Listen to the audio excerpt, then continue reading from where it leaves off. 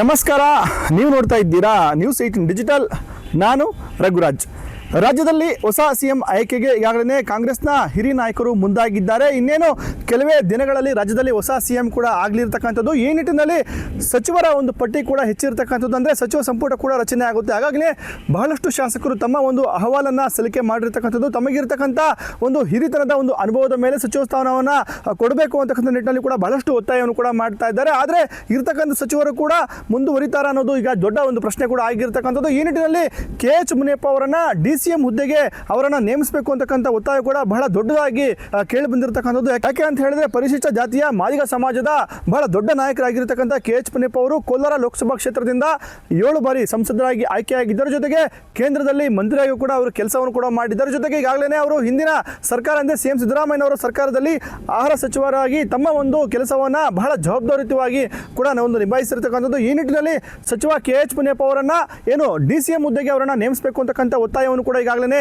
ದಲಿತ ಸಂಘಟನೆ ಮುಖಂಡರು ಜೊತೆಗೆ ಅವರ ಒಂದು ಪಕ್ಷದಲ್ಲಿರ್ತಕ್ಕಂಥ KH ಮುನಿಯಪ್ಪ ಅವರ ಬೆಂಬಲಿಗರು ಕೂಡ ಒತ್ತಾಯವನ್ನು ಮಾಡ್ತಾ ಇರ್ತಕ್ಕಂಥದ್ದು. ಈ ನಿಟ್ಟಿನಲ್ಲಿ ಏನು ಮಾದಾರ ಮಹಾಸಭಾದ ನಾಯಕರು ಕೂಡ ಇವತ್ತು ಕೋಲಾರ ಪತ್ರಕರ್ತರ ಭವನದಲ್ಲಿ ಪತ್ರಿಕಾಗೋಷ್ಠಿಯನ್ನು ಮಾಡಿ ಒತ್ತಾಯವನ್ನು ಕೂಡ ಮಾಡಿರ್ತಕ್ಕಂಥದ್ದು. ಏನು ಮಾದಿಗ ಸಮುದಾಯ ಏನಿದೆ ಮೊದಲಿಂದಲೂ ಕೂಡ ಕಾಂಗ್ರೆಸ್ ಪಕ್ಷವನ್ನು ಬೆಂಬಲಿಸ್ತಾ ಬರ್ತಾ ಇರ್ತಕ್ಕಂಥದ್ದು. ಈ ನಿಟ್ಟಿನಲ್ಲಿ ಕಾಂಗ್ರೆಸ್ ಪಕ್ಷದಲ್ಲಿ ಬಹಳ ದೊಡ್ಡ ನಾಯಕರಾಗಿರ್ತಕ್ಕಂಥ KH ಮುನಿಯಪ್ಪ ಅವರನ್ನು DCM ಹುದ್ದೆಗೆ ಒಂದು ನೇಮಕ ಮಾಡಬೇಕು. ಜೊತೆಗೆ ಅವರಿಗೆ ಪ್ರಬಲ ಖಾತೆಗಳಲ್ಲಿ ಒಂದು ಖಾತೆಯನ್ನು ಅವ್ರಿಗೆ ಕೊಡಬೇಕು. ಅಂದರೆ ಏನು ಕಂದಾಯ ಇಲಾಖೆ ಆಗಿರ್ಬೋದು, ಜೊತೆಗೆ ಲೋಕೋಪಯೋಗಿ ಇಲಾಖೆ, ಗೃಹ ಇಲಾಖೆಯನ್ನು ಕೊಟ್ಟು ಅವರನ್ನು DCM ಹುದ್ದೆಗೆ ನೇಮಕ ಮಾಡಬೇಕು ಅಂತಕ್ಕಂಥ ಒತ್ತಾಯವನ್ನು ಕೂಡ ಮಾಡಿರ್ತಕ್ಕಂಥದ್ದು. ಈ ನಿಟ್ಟಿನಲ್ಲಿ ಮಾದಾರ ಮಹಾಸಭಾದ ಜಿಲ್ಲಾಧ್ಯಕ್ಷರು ಕೂಡ ಈ ಬಗ್ಗೆ ಮಾತನಾಡಿದ್ದಾರೆ. ಏನು KH ಮುನಿಯಪ್ಪ ಅವರಿಗೆ ಬಹಳಷ್ಟು ಒಂದು ಹಿರಿತನದ ಒಂದು ಅನುಭವ ಕೂಡ ಇದೆ. ಜೊತೆಗೆ ಹಿಂದಿನ ಸರ್ಕಾರದಲ್ಲಿ ಅವರಿಗೆ ಒಂದು ಆಹಾರ ಇಲಾಖೆ ಖಾತೆಯನ್ನು ಜವಾಬ್ದಾರಿಯನ್ನು ಕೊಟ್ಟಿದ್ರು. ಈ ನಿಟ್ಟಿನಲ್ಲಿ ಅವರು ಸಮರ್ಥವಾಗಿ ಆಹಾರ ಇಲಾಖೆಯನ್ನು ಕೂಡ ಮುನ್ನಡೆಸಿದ್ದಾರೆ. ಜೊತೆಗೆ ಕೇಂದ್ರದಲ್ಲೂ ಕೂಡ ಅವರು ಮಂತ್ರಿಗೆ ಕೆಲಸವನ್ನು ಕೂಡ ಮಾಡಿದ್ದಾರೆ. ಅವರ ಒಂದು ಅನುಭವದ ಒಂದು ಆಧಾರ ಜೊತೆಗೆ ಸಮಾಜಕ್ಕೆ ಒಂದು ಮಾನ್ಯತೆಯನ್ನು ಕೊಡ್ತಕ್ಕಂಥ ನಿಟ್ಟಿನಲ್ಲಿ ಜೊತೆಗೆ ಸಮಾಜದ ಒಂದು ಸಂಘಟನೆ ಮುಂದೆ ಬಹಳ ಹೆಚ್ಚಾಗಿ ನಿಭಾಯಿಸುವಂಥ ನಿಟ್ಟಿನಲ್ಲಿ KH ಮುನಿಯಪ್ಪ ಅವರಿಗೆ DCM ಹುದ್ದೆಯನ್ನು ಕೊಡಬೇಕು ಅಂತಕ್ಕಂಥ ಒತ್ತಾಯವನ್ನು ಕೂಡ ಮಾದಾರ ಮಹಾಸಭಾದ ಜಿಲ್ಲಾಧ್ಯಕ್ಷರು ಮಾಡಿರ್ತಕ್ಕಂಥದ್ದು. ದೇಶದಲ್ಲಿ ಜಗಜ್ಜೀವನ ರಾಮ್ ಅವ್ರನ್ನ ಬಿಟ್ಟರೆ ಎರಡನೇ ಜಗಜೀವನ ರಾಮ್ ಅಂತ ಹೆಸರು ಮಾಡಿದಂಥ ನಮ್ಮೊಬ್ಬ ಮಹಾನ್ ನಾಯಕ ನಮ್ಮ KH ಮುನಿಯಪ್ಪನವರು. ನನಗೆ ಈ ಮಾತು ಯಾಕೆ ಹೇಳ್ತಾ ಇದ್ದಂದರೆ, ಜಗಜೀವನ ರಾಮರವರು 8 ಸಲ ಸಂಸತ್ ಸದಸ್ಯರಾಗಿ ಆಯ್ಕೆಯಾಗಿ ವಿವಿಧ ಇಲಾಖೆಗಳಲ್ಲಿ ಕೆಲಸ ಮಾಡ್ಕೊಂಡು ಬಂದಂಥ ಒಬ್ಬ ಮಹಾನ್ ನಾಯಕ. ಅದೇ ರೀತಿ KH ಮುನಿಯಪ್ಪನವರು ಕೋಲಾರ ಲೋಕಸಭಾ ಕ್ಷೇತ್ರದಲ್ಲಿ 7 ಬಾರಿ ಸಂಸತ್ ಸದಸ್ಯರಾಗಿ 8ನೇ ಬಾರಿ ಕೆಲವೊಂದು ಕಾರಣಾಂತರಗಳಿಂದ 8ನೇ ಬಾರಿ ಸೋಲು ಅನುಭವಿಸಬೇಕಾಯಿತು. ಅದೇದು ಆಗಿದ್ದರೆ ಈಗ ಸದ್ಯಕ್ಕೆ ಜಗಜೀವನ ರಾಮ್ಗಿಂತಲೂ ಮೇಲ್ಮಟ್ಟಕ್ಕೆ 9 ಸಲ ಗೆಲ್ತಾ ಇದ್ದರು. ಅಲ್ಲಿ ಸ್ವಲ್ಪ ಎಡವಟ್ಟಾಯಿತು, ಅದರಲ್ಲಿ ಸ್ವಲ್ಪ ಇದಾದರು. ಆದರೂ ಕೂಡ ಏನು ನಮ್ಮ ಹೈಕಮಾಂಡ್, ಕಾಂಗ್ರೆಸ್ ಹೈಕಮಾಂಡ್ ಏನಿದೆ, ಅವರು ಮುನಿಯಪ್ಪನವರ ರಾಜಕೀಯ ಅನುಭವ ನಮ್ಮ ರಾಜ್ಯಕ್ಕೆ ಬೇಕು ಅಂತೇಳ್ಬಿಟ್ಟು ದೇವನಹಳ್ಳಿ SC ಮೀಸಲು ಕ್ಷೇತ್ರದಲ್ಲಿ ಒಬ್ಬ ಕ್ಯಾಂಡಿಡೇಟ್ ಮಾಡಿ ಅಲ್ಲಿ ಹೆಚ್ಚಿನ ಮತಗಳಲ್ಲಿ KH ಮುನಿಯಪ್ಪನವರು ಗೆದ್ದು ನಮ್ಮ ಸಿದ್ದರಾಮಯ್ಯನವರ ಸರ್ಕಾರದಲ್ಲಿ ಆಹಾರ ಮತ್ತು ನಾಗರಿಕ ಪೂರೈಕೆ ಸಚಿವರಾಗಿ ಕೆಲಸ ಮಾಡ್ತಾರೆ. ಆ ಸಚಿವ ಆ ಒಂದು ಖಾತೆಯನ್ನು ನಾವು ಕಡಿಮೆ ಅಂತ ಹೇಳೋಕ್ಕಾಗಲ್ಲ. ಈ ಸಂಪುಟ ವಿಸ್ತರಣೆಯಲ್ಲಿ ನಾವು ಕೇಳೋದೊಂದೇ, ನಮ್ಮ ಜನಾಂಗ ಮಾದಿಗ ಜನಾಂಗ 5 ರಾಜ್ಯಗಳಲ್ಲಿ ಅತ್ಯಂತ ಹೆಚ್ಚಿನ ಜನಸಂಖ್ಯೆಯಲ್ಲಿದೆ.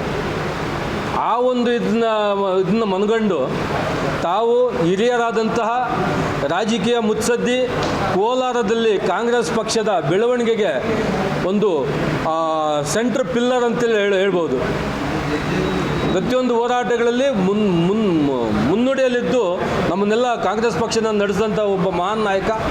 ಅಂಥ ಮಹಾನ್ ನಾಯಕನಿಗೆ ಈಗ ಒಂದು ಉನ್ನತ ಖಾತೆಗಳಲ್ಲಿ ಏನಂದರೆ ಕಂದಾಯ ಆಗ್ಬೋದು, ಗೃಹ ಇಲಾಖೆ ಆಗ್ಬೋದು, ಹಣಕಾಸು ಇಲಾಖೆ ಆಗ್ಬೋದು, ಸಮಾಜ ಕಲ್ಯಾಣ ಇಲಾಖೆ ಆಗ್ಬೋದು, ಲೋಕೋಪಯೋಗಿ ಇಲಾಖೆ ಆಗ್ಬೋದು, ಇಂಥ ಪ್ರಬಲ ಖಾತೆಗಳಲ್ಲಿ ಯಾವುದಾದ್ರೂ ಒಂದು ಖಾತೆಯನ್ನು ಕೊಟ್ಟು ಅವ್ರಿಗೆ ಕೆಲಸ ಮಾಡೋದು ಬಿಟ್ಟಿದ್ದೇ ಪಕ್ಷದಲ್ಲಿ ಅವರ ಜನಸೇವೆ ಮತ್ತು ಸಮಾಜ ಸೇವೆ, ಅಭಿವೃದ್ಧಿ ಕಾರ್ಯಗಳನ್ನು ಇನ್ನೂ ಹೆಚ್ಚಿನ ರೀತಿಯಲ್ಲಿ ಮಾಡೋದಕ್ಕೆ ಒಂದು ಅನುಕೂಲ ಆಗುತ್ತೆ ಅಂತೇಳ್ಬಿಟ್ಟು ನಾವು ಈ ಸಭೆ ಮುಖಾಂತರ ನಮ್ಮ ಮಾದಿಗ ಸಮಾಜದ ಮುಖಾಂತರ ಸಮಾಜದವರೆಲ್ಲ ಒಟ್ಟಾಗಿ ಸೇರಿ ಒಮ್ಮತದ ನಿರ್ಧಾರದಲ್ಲಿ ನಾವು ಸರ್ಕಾರ ಮತ್ತು ಕಾಂಗ್ರೆಸ್ ಪಕ್ಷವನ್ನು ಒತ್ತಾಯ ಮಾಡ್ತಾ ಇದ್ದೇವೆ.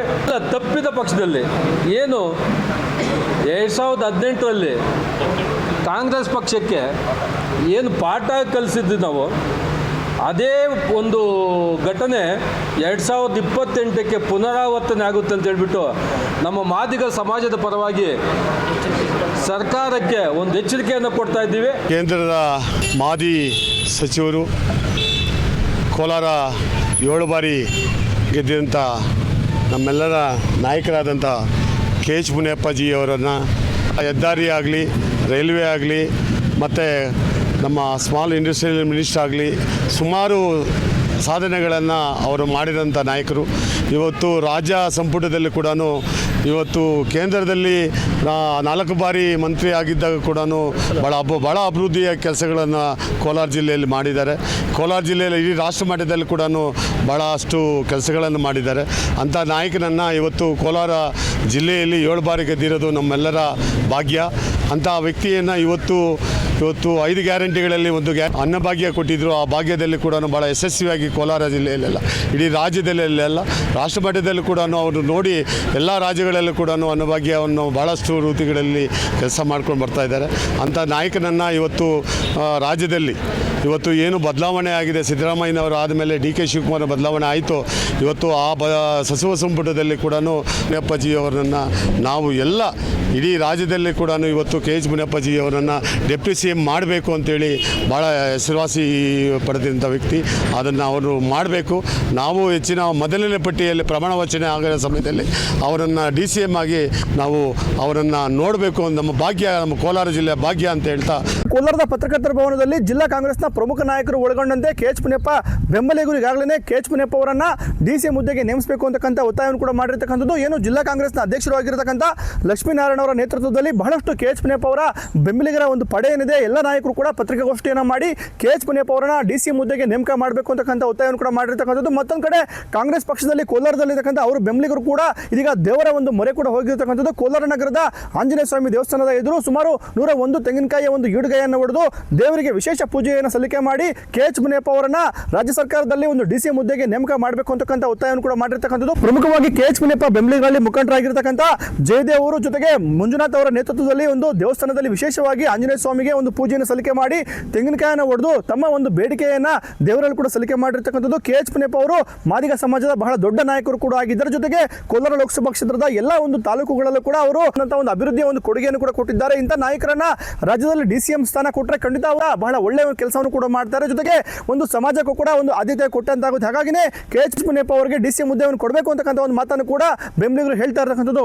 ಒಟ್ಟಾರೆಯಾಗಿ ರಾಜ್ಯದಲ್ಲಿ ಹೊಸ ಸಿಎಂ ಆಯ್ಕೆಗೆ ಈಗಾಗಲೇ ಕಾಂಗ್ರೆಸ್ನ ಹೈಕಮಾಂಡ್ ನಾಯಕರು ಕೂಡ ಬಂದಿರತಕ್ಕಂಥದ್ದು. ಈ ನಿಟ್ಟಿನಲ್ಲಿ ಶಾಸಕರು ಕೂಡ ತಮ್ಮ ಒಂದು ಅಹವಾಲನ್ನ ಸಲ್ಲಿಕೆ ಮಾಡಿದ್ದಾರೆ. ಏನು ಸಚಿವರಾಗಬೇಕು ಅಂತಕ್ಕಂಥ ಆಸೆ ಖಂಡಿತ ಎಲ್ಲ ಶಾಸಕರಲ್ಲೂ ಕೂಡ ಇರುತ್ತೆ. ಹಾಗಾಗಿನೇ ಬಹಳಷ್ಟು ಶಾಸಕರು ಕೂಡ ತಮ್ಮ ಒಂದು ಅಹವಾಲನ್ನು ಸಲ್ಲಿಕೆ ಮಾಡಿದ್ದಾರೆ. ಜೊತೆಗೆ ಕೆ ಎಚ್ ಮುನಿಯಪ್ಪ ಅವರಿಗೂ ಕೂಡ ಈ ಬಾರಿ ಡಿ ಸಿ ಎಂ ಹುದ್ದೆಯನ್ನು ಕೊಡಬೇಕು ಅಂತಕ್ಕಂಥ ಒತ್ತಾಯ ಬಹಳ ದೊಡ್ಡ ಮಟ್ಟದಲ್ಲಿ ಕೂಡ ಕೇಳಿ ಬರ್ತದೆ. ಜೊತೆಗೆ ಪರಿಶಿಷ್ಟ ಜಾತಿಯ ಮಾದಿಗ ಸಮಾಜದ ನಾಯಕರು ಆಗಿರತಕ್ಕಂಥ ಕೆ ಎಚ್ ಮುನಿಯಪ್ಪ ಅವರಿಗೆ ಈ ಬಾರಿ ಡಿ ಸಿ ಎಂ ಹುದ್ದೆಯನ್ನು ಕೊಡಬೇಕು. ಜೊತೆಗೆ ಅವರಿಗೆ ಪ್ರಬಲ ಖಾತೆಗಳಲ್ಲಿ ಒಂದು ಖಾತೆಯನ್ನು ಹಂಚಿಕೆ ಮಾಡಬೇಕು ಅಂತಕ್ಕಂಥ ಒತ್ತಾಯವನ್ನು ಇದೀಗ ಮಾದಾರ ಮಹಾಸಭಾದ ನಾಯಕರು ಜೊತೆಗೆ ಕೆ ಎಚ್ ಮುನಿಯಪ್ಪ ಅಭಿಮಾನಿಗಳು ಹಾಗೂ ಕೋಲಾರ ಜಿಲ್ಲಾ ಕಾಂಗ್ರೆಸ್ ನಾಯಕರು ಕೂಡ ಮಾಡ್ತಾ ಇರತಕ್ಕಂಥದ್ದು. ರಘುರಾಜ್, ನ್ಯೂಸ್ 18, ಕೋಲಾರ.